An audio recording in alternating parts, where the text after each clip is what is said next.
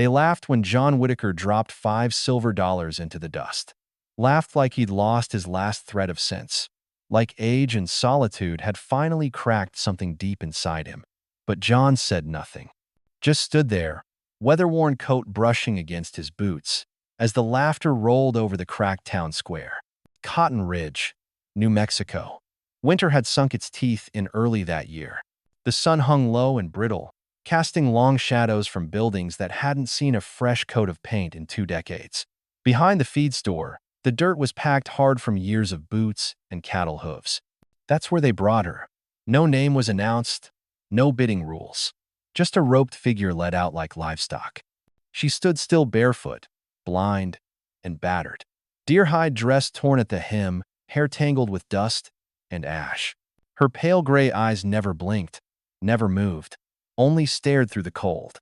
John had seen men flinch under less. But she? She was already past the flinching stage. She wasn't fighting. She was surviving. He hadn't meant to be there that day. He hated town. But the mule threw a shoe, and the oats were running low. That's how it started. Aaron turned to curiosity, turned to rage, when he heard what the men behind the feed store were laughing about. Blind Apache girl, they said. Quiet as a tomb. Might fetch something for the right kind of buyer. John had seen this before. Not exactly this, but close. The war, the camps, the lost ones after battles. And the way she stood like nothing they said could hurt her worse than what had already been done made something hard rise in his chest. So he stepped forward, slow but sure, and dropped 5 silver coins at the feet of the man in the torn vest. You serious? The auctioneer asked, spit tobacco staining the corner of his mouth. John didn't answer, just unlooped the rope from the girl's wrist, gentle as he could. She flinched but didn't pull back. Her skin was cold. She smelled like dirt and fire smoke. He placed a steady hand beneath her elbow and guided her off the platform. They passed the general store, then the saloon, boots crunching through frostbitten dust. Behind them, the comments chased like wolves. That fool Whitaker's lost it. Guess he don't mind a blind one. She won't see what he is. John didn't turn. And neither did the girl. They left Cotton Ridge behind, heading toward the trail that carved into the hills where no lawman patrolled and the wind didn't carry words back to town. He didn't speak. She didn't ask. Her bare feet left faint prints beside his boot tracks. The road home was long and cold. By the time the cabin came into view tucked beneath the slope of a dead ridge, framed by brittle cottonwoods, the sun had dipped behind the canyon rim. Smoke hadn't curled from the chimney in days. The barn leaned slightly east. The porch step was cracked, but it was home. His. One step up, he said low. She paused, nudged the edge of the step with her toe, then stepped up. Still no questions. No hesitation. Inside, breath fogged in the dark. He struck a match, lit the stove. Light spilled amber over the wood floor. The narrow table, the hanging coat hooks, the shelf of dented tin cups. She stood by the door, unmoving. You hungry? He asked. No answer. But her hand twitched, just slightly. He pulled a blanket from the peg and held it out. She didn't reach. He stepped closer, draped it gently over her shoulders. Her back stiffened, but she didn't pull away. She found the table by touch, found the chair by patience. Saturday, like she'd done it before. He gave her beans, bread, a sliver of smoked meat. She didn't ask what it was. Just ate slow, precise, not with fear, with care, like someone used to losing meals halfway through. He watched. She didn't acknowledge him, didn't need to. The room, for the first time in years, felt different. Not louder, not warmer, just not empty. When she finished, she brought her plate to the sink. Didn't stumble once. I'll get you a basin, he said. Still no reply. But her head tilted just a little to where his voice came from. He pointed to the small room off the back hall. That one's yours. She didn't nod, didn't smile, just turned and walked through the door he left open. John stood alone again, but it didn't feel the same. Not entirely. That night, he sat near the stove, arms crossed, watching the logs burn low. He didn't understand why he'd done it, why he'd stepped forward, why he'd brought her here. Maybe it was guilt. Maybe it was memory. Maybe it was the way she never begged. But something about her silence matched his own. And for now, that was reason enough. She never asked where they were going. He never said why. The ride back had been quiet, the kind of quiet that filled the ribs, heavy and pressing. John hadn't thought to ask if she could ride. He just tied her torn dress tighter with an old blanket, lifted her gently onto the back of the mule, and swung up in front. Her arms stayed around herself, not him. Her breath was shallow but steady. When they reached the cabin, the sky was falling into dusk. Pale orange lingered over the ridge. John slid down first, then turned to help her. She didn't wait for his hand. One foot found the stirrup, the other the ground. Her leg trembled, but she didn't stumble. She reached for the mule's flank to steady herself. He watched her for a long moment, how she stood barefoot in the dirt, head turned slightly, listening. Then he led her to the porch. "One step up," he said again. She stepped without fumbling, found the frame of the doorway by touch. The blanket clung to her shoulders. The cabin had warmed some since earlier, but the air still held a chill. He lit another fire. It caught quick this time, throwing light across the old plank walls. She stayed near the entrance, fingers tracing the grain in the wood. "Your room's through there," he pointed. She didn't move. "You can sit, if you want." No answer. John turned his back, stirred beans in the pot from yesterday, added water. He wasn't used to anyone else being in the space, let alone someone who moved like a whisper and watched with ears. He placed a tin plate on the table, bread and beans. "It's food." She didn't respond, but her feet moved quiet as a shadow toward the table. Her hands slid along the chair's back. She sat, adjusted the blanket, then ate. He watched her fingers, how they found the edge of the plate, how each bite was measured, neat. She didn't spill, didn't hesitate. It was like watching someone dance with memory instead of eyes. He sat across from her but didn't eat. She didn't glance up, couldn't, but she felt him watching. He could tell by the way her hands paused at the rim of the cup, how her breath shifted. After the meal, she stood, picked up her plate and cup, and carried them to the basin. She didn't knock anything, didn't ask where it was. She just knew. "I'll bring water for washing. I'll bring water for washing." Still no reply. He stepped into the back room, grabbed the basin and a folded cloth, and set them near the small cot. Then he left the room. He stood outside her door for a long second, then leaned against the wall, arms folded, staring into the fire. Why had he done this? Maybe because the way she stood there in town had felt too familiar. That look resigned, but not broken. Like she'd already learned begging wouldn't save her. Like she'd known the worst and lived past it. Like she didn't care who watched, as long as no one touched. And maybe, deep down, he recognized that kind of silence.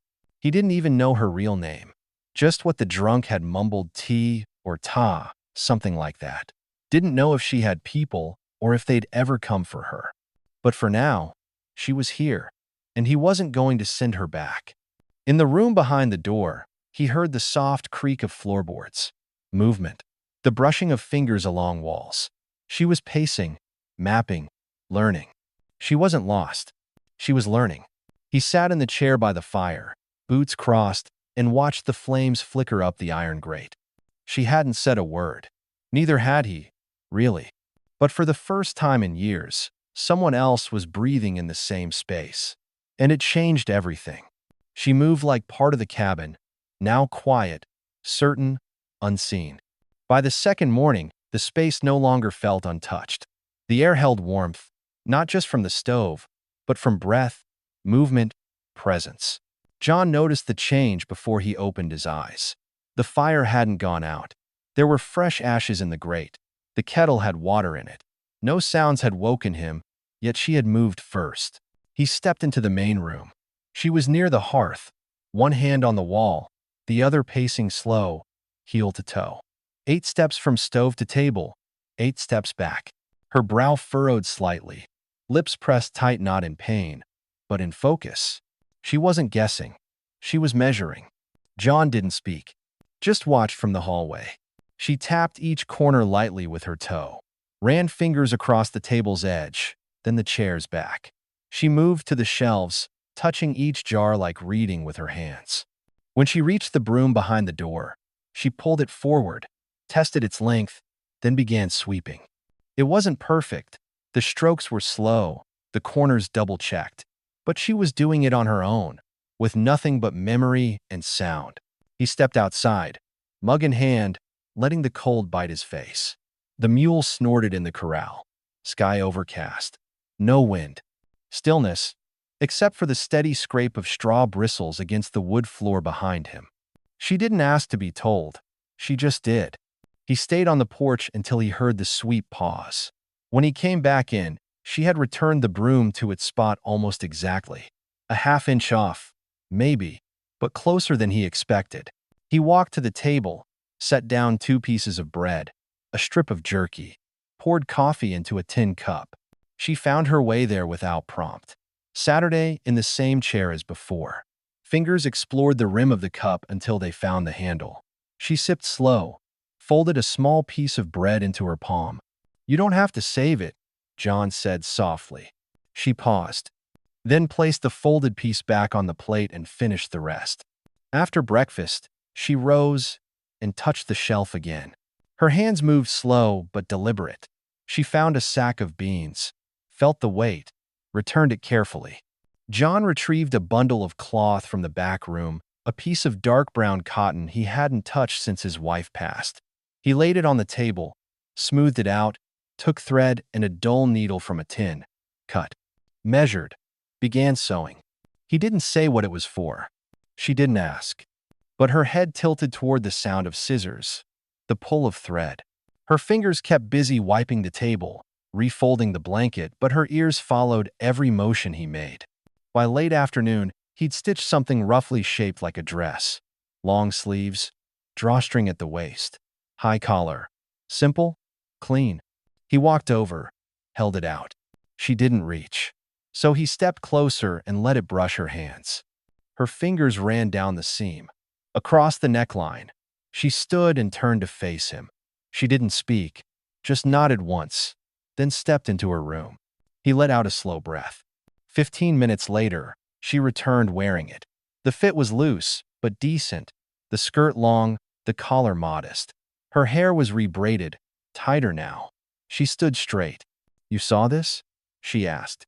Her voice was soft, worn, but clear. He nodded, then realized she couldn't see that. "Yes," he said. "It's warm."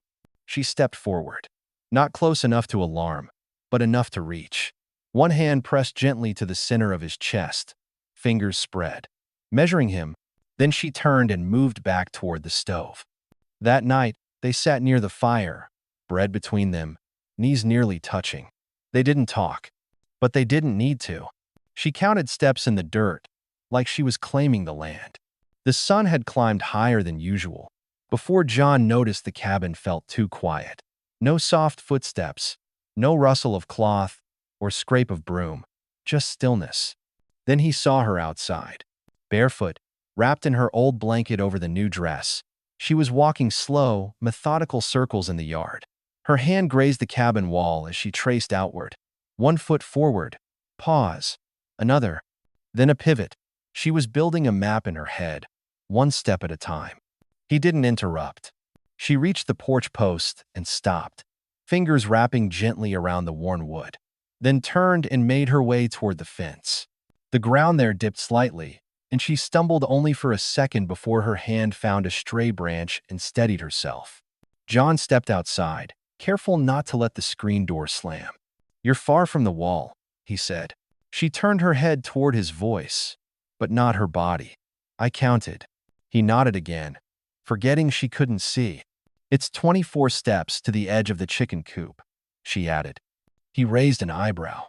"That was correct. You planning to wrangle hens next?" "I like knowing where I am," she said. He smiled, just a flicker. "Well, they don't bite, not unless you grab their eggs." She took another step, then another, toward the coop. John moved quick, stepping between her and a low patch of wire he hadn't cleared yet. "Hold up," he said. "Fence is loose. You'll trip." She stopped immediately. He bent down, tucked the sharp edge of wire under a board. "You ever keep chickens before?" She shook her head. "Number, But I've heard them. He chuckled. Loudest little beasts on this side of the canyon. She turned her face to the sun, letting it warm the hollow of her cheeks. Her fingers twitched at her side, like reaching for memory. You can walk this side in the morning, he said. I'll patch the fence tonight. She nodded. Back at the porch, she brushed dirt from her toes before climbing the steps. Found her chair by touch. Saturday like it was hers. John fetched water, poured 2 mugs, set one near her hand. She found it without searching. They sat that way for a while, her ears tuned to birdsong, wind, and the creak of the old porch. Him, just watching. Do you miss talking? She asked.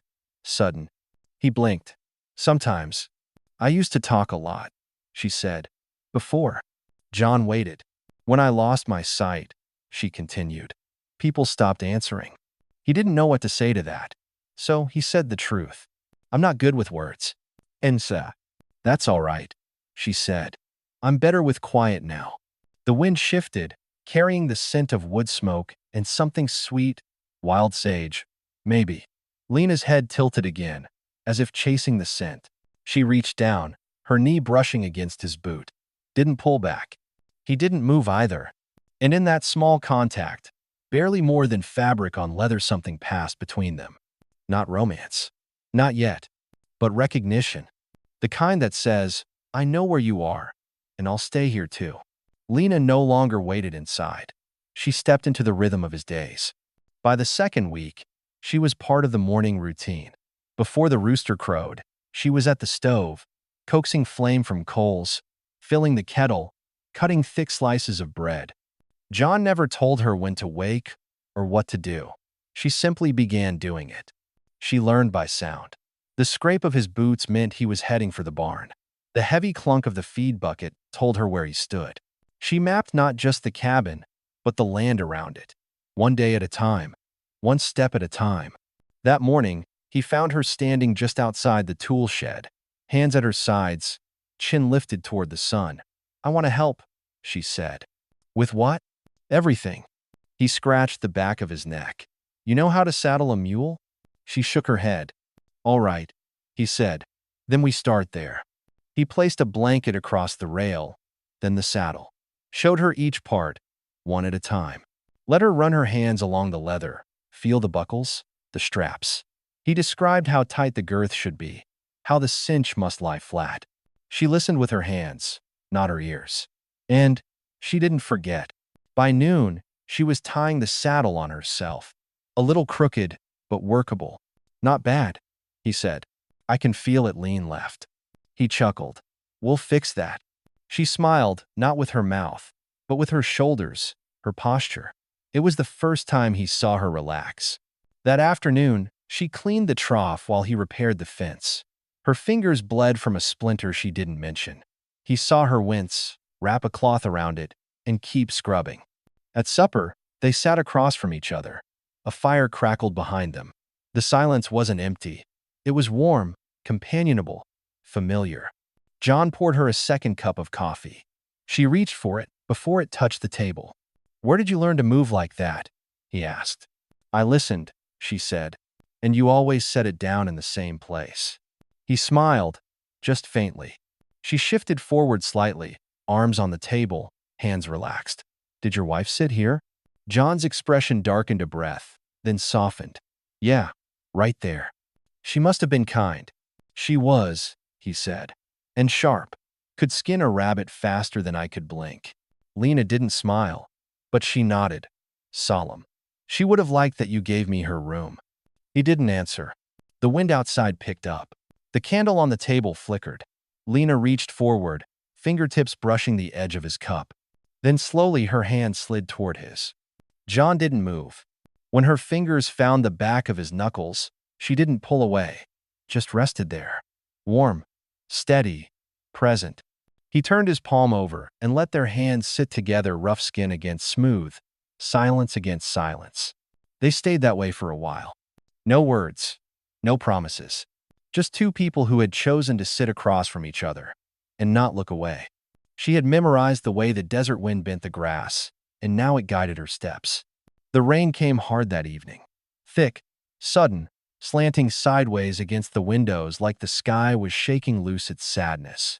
Lena had gone to the shed to fetch kindling before the storm broke, and John hadn't thought to stop her.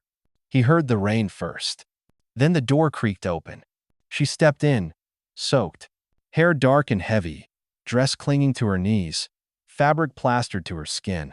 She didn't shake, didn't flinch, just stood there, breathing hard, holding a bundle of wet twigs against her chest. John looked up from the stove. His breath caught, somewhere low in his chest. She didn't seem to notice the water running down her neck, or the way her dress turned near transparent in the firelight. Her bare arms shimmered with goosebumps.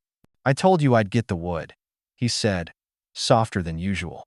"You were cleaning the stall." He crossed the room, took the bundle from her hands.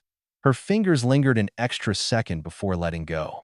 He tossed the useless wet twigs aside and reached for a towel. "Here," he said, holding it out. She didn't reach. So he stepped forward and began drying her hair gently, slow circles behind her ears, across her scalp. Her breath hitched barely. Her body stayed still. "You'll catch cold," he murmured. "I don't feel cold," she replied. He paused. Her face was close now, tilted, slightly up, lips parted. Water still trickled from her collarbone to the hollow of her throat. He turned to step away, but she caught his wrist. Her hand, small and firm, slid down his forearm until their fingers touched. "I know you see me," she whispered, "and I'm not afraid of that." John swallowed hard. "I didn't mean to look. You're the first one who looked and didn't turn me into something broken." He didn't answer, couldn't. Then, slowly, she leaned forward, found him by the sound of his breath. Her lips brushed his tentative, soft, a question rather than a claim. He didn't pull away. The kiss was short, simple, but it hummed through the room like thunder beneath the floorboards. When they parted, neither spoke. Lena stepped back first, fingers sliding from his hand like silk. He turned toward the fire, heart beating louder than the storm outside. She disappeared into the back room. That night, the wind howled around the cabin, clawing at the shutters. But inside, the fire burned strong, and neither of them felt cold. By the time the frost returned, John no longer walked the land alone. They'd fallen into a rhythm: quiet mornings, shared chores, silent evenings by the fire. She still didn't talk much, and he didn't press. But sometimes, silence said more than words ever could. That day, clouds hung low over Cotton Ridge. The wind bit harder than usual, and John knew the fence on the western side wouldn't last another storm. He packed a hammer, wire, and nails. When he turned to leave, Lena was already at the door, scarf wrapped tight. "You sure?" he asked. She nodded. They walked the half-mile in steady quiet. The wind howled across the ridge, but Lena kept pace, one hand grazing the mule's flank when the ground turned uneven. At the fence line, John showed her how to hold the wire taut while he hammered. She didn't flinch at the sound. Her grip was steady. "You done this before?" he asked. "No," she said, "but it feels like weaving, just bigger." He laughed. A real, short, surprised sound. That's one way to put it. They worked for hours. Her fingers reddened in the cold, but she didn't complain. When the last post was secured, John sat on a fallen log and pulled off his gloves. "You've got grit," he said. Lena didn't smile, but her head tilted. "I've had to." The words hung there, brittle in the cold. John stared out at the land. "I used to do this with Clara," he said, voice low. She turned toward him. "My wife. She was strong, not quiet like you. She'd curse a mule in 3 languages." "What happened?" Lena asked. He hesitated. The wind filled the pause. "She took fever. 3 winters ago. Fast. Nothing I did mattered." Lena's hand didn't move toward him. She didn't offer comfort. She just waited. "I stayed in that cabin with her body for 2 days," he continued. "Couldn't light a fire, couldn't eat, just listen to the walls." Still, Lena said nothing. John looked down at his hands. "After we buried her, I stopped going to town, stopped talking much. Figured the world didn't need another broken man wandering through it." Lena stepped forward. Slowly. Found the edge of the log. Saturday beside him. I don't think you're broken, she said quietly. He glanced at her. She was facing forward, eyes unfocused, hands clasped in her lap. I think you stayed, she added. That's not broken. That's brave. They sat that way until the wind calmed. Then, slowly, her hand slid toward his. He met it halfway. Rough palm to calloused fingers. No promises. Just warmth. They walked back in silence. But it was a different kind of quiet now. The kind that came after something true had been spoken aloud. When the world mocked her, she stayed silent. When they needed her, she walked through the dark. It happened fast. The sound of gunfire cracked through Cotton Ridge like a whip. Smoke rose from the north ridge. Dust kicked up by hooves and boots blurred the sky. John had only gone into town for nails. He hadn't expected a raid. But the Delvin gang didn't care what a man expected. He stood between the general store and the livery when they opened fire, tried to shield a boy cowering behind a barrel, took a bullet to the side for his trouble. Another grazed his shoulder. He went down hard. By the time the smoke cleared, 2 men were dead, 3 wounded, and the raiders gone. They said the sheriff would ride in by morning, said it was too late to chase, said John needed a bed and a doctor. But Lena didn't listen to what they said. She'd felt the shift in the air the moment the mule returned without him. Hooves empty, saddle stained. She didn't panic, didn't scream. She packed water, a strip of bread, and wrapped her feet in cloth. Then she locked the door behind her. 15 miles of open land. No trail, no guide. Just stars above, and wind whispering secrets in her ears. She walked, each step a prayer, each rock a memory. She remembered his voice, how he'd described the slope near the creek, the sound of frogs where the reeds grew. She used that, counted paces, listened for changes in soil beneath her soles. Dry dirt meant she was still west. Cold clay meant she was near water. Hours passed. She fell once, scraped her knees bloody, but kept going. When the wind shifted and the scent of smoke reached her, she turned into it. That meant town. By the time she heard voices faint, harsh, surprised, her legs were shaking. The man at the edge of camp raised a lantern. "Who the? I need help," she said. He hesitated. "Ma'am, it's the middle of wait. Are you?" "John Whitaker." "Hurt? Shot?" she said. "He's in town." "Ugh. You walked here?" "Yes." "In the dark?" "Yes." "You're—" He stopped himself. "You blind?" "Yes," she said again. Calm. "Certain?" The sergeant stared, then turned and barked orders. "Saddle up. Bring stretchers." Someone grabbed the dock. They rode hard, Lena bundled in a wagon, hands clenched in her lap. When they reached Cotton Ridge, dawn was just breaking. John was still breathing. Barely. She didn't cry. She didn't scream. She just stayed. They gave her a stool beside the cot. Rough wood. No cushion. The town's only doctor cleaned John's wounds by lamplight, while Lena sat with her hands folded in her lap, listening to every breath he took. Or didn't. "He's lucky," the doctor muttered. "Bullet missed the artery by a whisper." Lena said nothing. She sat through the night, never moving more than to touch his wrist or wet a cloth. When his fever climbed, she held ice against his forehead. When his breath rattled, she whispered words too soft for anyone else to hear. The townsfolk came by one. Not to help, to look. She felt their eyes on her back, heard their whispers. "That's the blind girl from Whitaker's place. She the one who walked here? 15 miles?" They didn't speak to her, didn't ask how she knew the way. They just watched, and she let them. By the third night, John opened his eyes. The room was dim. Her hand was in his. His voice cracked like dried bark. "You found me," he said.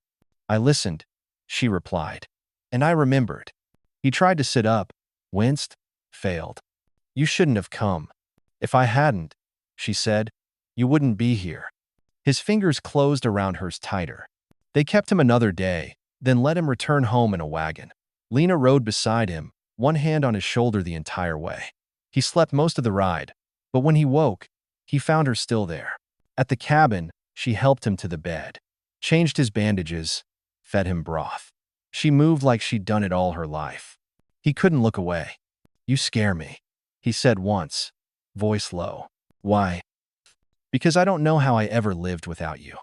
She didn't answer, just brushed his hair back and pressed her forehead to his. That evening, as the fire crackled low, he reached under the cot and pulled out a small tin.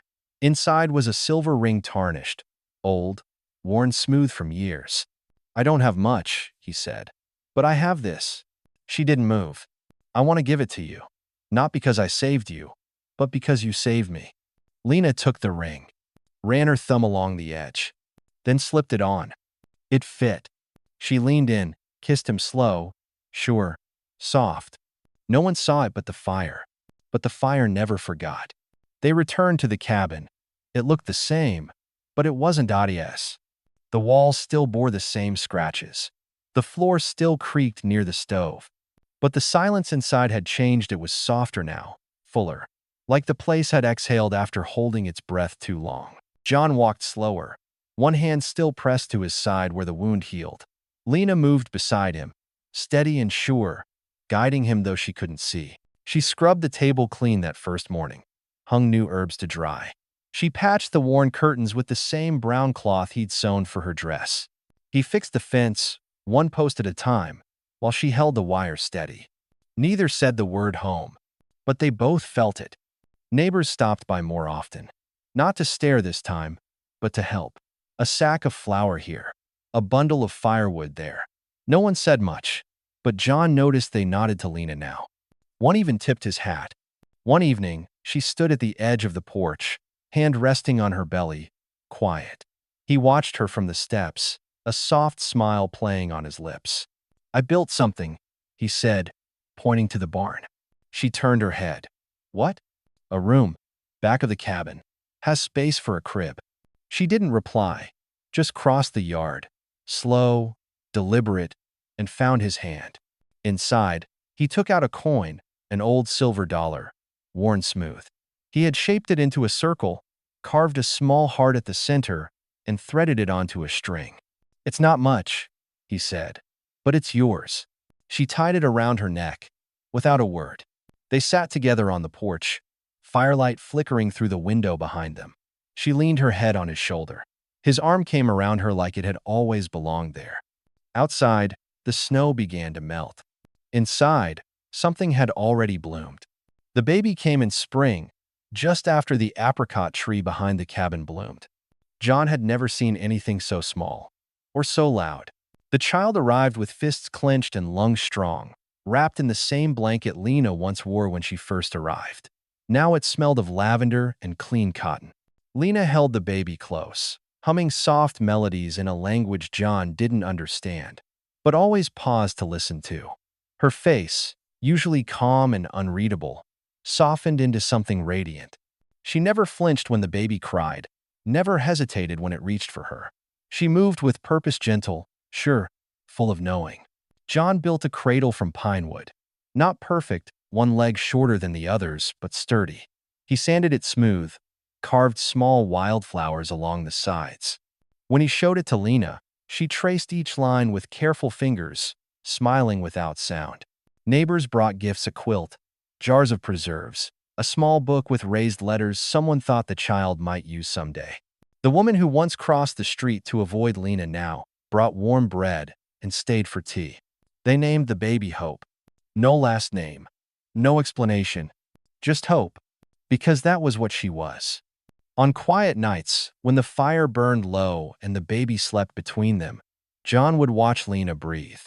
Sometimes she whispered things to the child, stories of rivers, of stars, of the way wind sounds when it moves through tall grass. Sometimes she fell asleep mid-sentence, hand resting on the crib. John often thought of that day in Cotton Ridge, the coins, the stairs, the silence. He thought of what might have happened if he'd walked away, if she'd never come to the cabin, if he'd never learned how much strength could live inside stillness. But he hadn't walked away. She hadn't either. And now, there was laughter in the mornings, bread baking, tiny socks drying by the fire. One evening, Lena took his hand as they sat on the porch, baby asleep inside. "Do you think she'll see?" she asked. John didn't answer right away. Then he said, "She already sees more than most." "How?" Lana smiled. So do you. The wind picked up, warm and full of spring. Inside the cabin, the cradle rocked gently.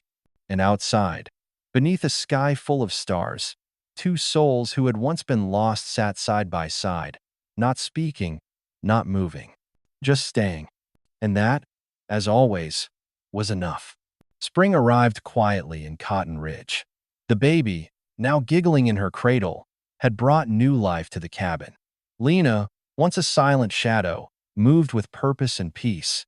John, no longer hiding from the world, smiled more easily now. One afternoon, as they watched the sunset from the porch, John said, "You saved more than my life. You saved who I was meant to become." Lena reached for his hand. "And you taught me that trust doesn't need sight. It only needs staying." Inside, hope stirred. They rose together to soothe her, the porch door closing behind them like a chapter well read. This story reminds us that resilience and kindness can heal deep wounds. Lena's blindness never defined her. Her courage did. John's past didn't break him, it prepared him to love deeper. True connection needs no grand gestures, only presence and patience. Disabilities are not weaknesses. They are different ways of experiencing the world. And sometimes, the greatest strength lies not in what we overcome, but in choosing to stay when it's easier to walk away. Let us see beyond appearances. Let us stay, even when it's hard. That's how we build something real.